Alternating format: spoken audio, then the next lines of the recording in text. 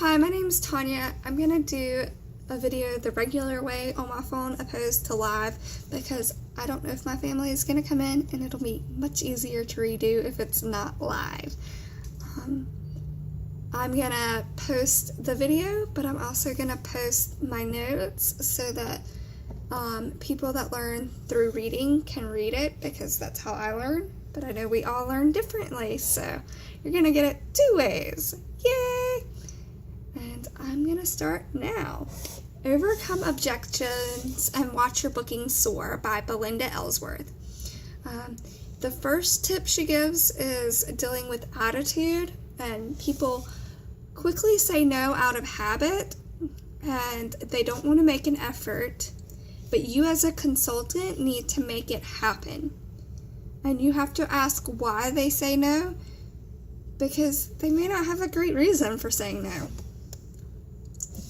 80% of your business is your beliefs. Do you feel strongly about Usborne Books and More?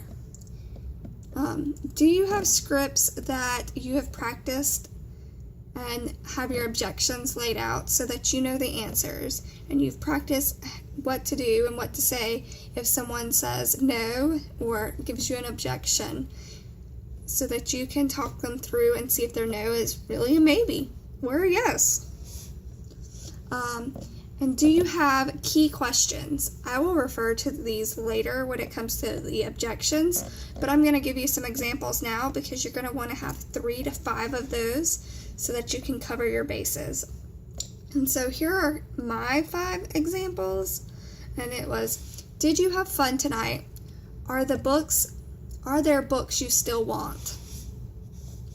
Do you think your friends would enjoy coming to a party? Could they use a night out? Do they need a night off? Do you find it difficult to find books for your kids or educational books? For your busy schedule, what works better for you? A weekday or a weekend? So my next point is reasons people don't book. You don't ask. You think you ask, but you don't ask.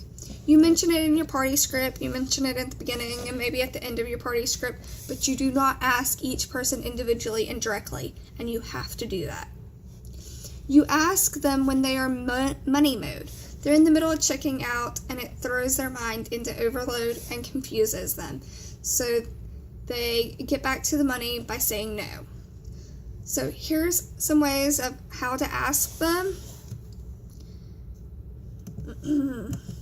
Compliment them on their selection. You've gotten really good choices. You've gotten some of the best sellers. I sell a lot of that. My kids love that book. Then you ask them, did you get everything you wanted? And if they say no, you can simply ask, would you consider hosting a show? And you can also ask by personalizing the party by coming early and staying late and chatting with the guest. Helping them shop, like helping them personally pick their books. And so here are the common objections you hear at the parties, and there are 7 of them. So I want to check with my friends first. How to overcome it. If you ask your friends, they will likely ask when and say maybe, because they're not sure if they're going to be available on that date. But if you have a date in mind, you ask, you will either get a yes or a no. And if a bunch of your friends just can't come that day, then we can reschedule it at that time, but at least you'll have a date to give them now. Objection number 2, home shows don't work for me, but I will do a catalog party for 2 weeks. This usually ends in the person extending it another week because they didn't get any orders, and then at the end of that week they still haven't gotten anything, and so it didn't work out. How to overcome? Instead, do a catalog party with a deadline. Tell her that you would like to meet with her and help her pick out her hostess rewards, and when she does, maybe she can have a couple friends come over and shop then also. So have like a mini party, and she'll pick out her rewards, and then from those friends that came, you'll get more orders, and you could possibly get some bookings that you wouldn't have gotten from a regular catalog party. I'm too busy is the third objection. How to overcome. Use your questions, because the busiest hostess are the best hostess. They know lots of people. They're in lots of groups. Offer to have a fun Friday, Saturday brunch, or a Sunday afternoon. Questions when they say they're too busy is, what do you have going on? Most of them can't think of anything they're doing other than their regular normal activities. If they do have a lot going on, then maybe they will consider scheduling a party later. Like if it's like this month they have gymnastics 3 nights a week and another child that has baseball 2 nights a week, maybe this time of year really isn't a good time for them, but maybe in a couple months it'll be a better time. But most people really just don't have anything more than their average things going on. The next one is number 4. It's, my house is too small. How to overcome?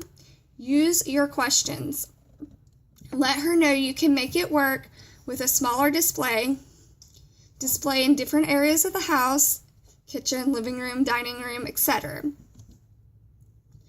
Belinda did not mention this one, but I've done it before, and we lived in a 700 square foot up until November this year, so I can understand the whole small house idea.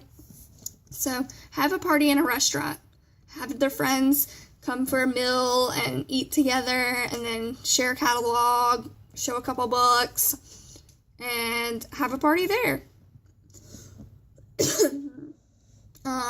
You could also do a party in your house if you know the hostess well enough. I've also known people to do them in churches or at a friend's house, or you could do one at a park and have a mommy me play date kind of thing. You just got to think outside of the box on this one. Objection number 5 is, my friends don't have money to spend. How to overcome? There's no pressure for you to buy anything. They can come and just have fun. The majority of our books are under $10. Your friends would really enjoy a night out. Objection number 6. When I had a party before, they never worked out for me. How to overcome? Simple. Try again.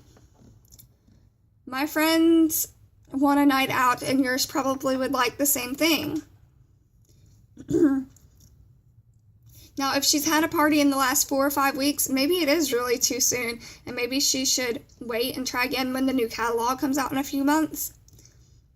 But if it's been a while, go ahead and try to get her to try again and offer to help her make it successful. Help her make her list of people that can come. Help her send invites. Help her make it successful. And objection number 7 is, I don't know enough people. How to overcome it? Very nicely, tell her to let you judge that and help her make a list of people that she should over-invite, but a good core can make an awesome party. If she then says she just moved here, ask her if you can give her some time to get to know some people. Would she have a party when the new catalog comes out? Or maybe she's just moved into a new neighborhood, and maybe it's a good opportunity to invite all the neighbors over for a wine and cheese party and share some books and get to know the neighbors. And maybe that would push her a little bit out of her comfort zone to get to know the neighbors. And you could be there to help her and support her with that. Always pay attention to your attitude, though. That is like one of the most important things that Belinda said. And make sure you personally ask each person if they would like to host a party. So, and that's all I have. That's all my notes, and so I hope this helps you with booking parties and overcoming your objections. I really would like to see all of our businesses soar to the next level this year, so let's work together and get this done.